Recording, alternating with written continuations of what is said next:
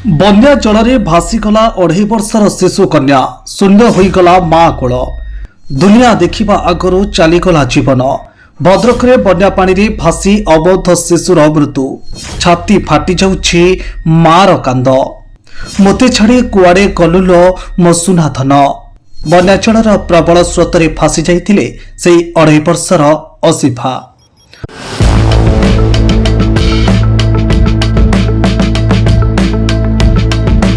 हाँ दर्शक बंधु, विधिर विधान केड़े निष्ठुर दुनिया कण बुझा करू चलीगला जीवन।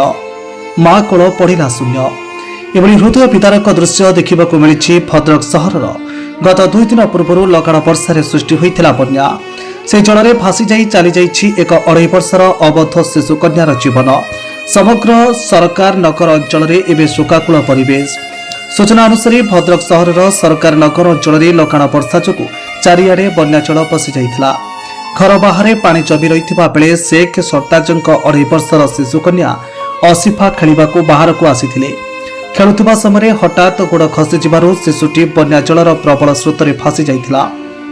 स्थानीय लोक माने तुरंत तांको उद्धार करी निकटस्थ जास मेडिकल को नैथिले।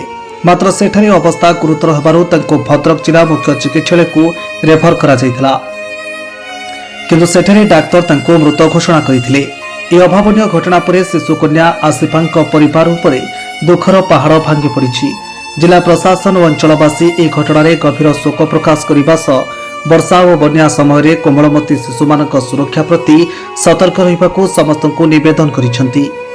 भद्रक जिलूर सुब्रजित पाल रिपोर्ट, ओडिशा 24 खबर।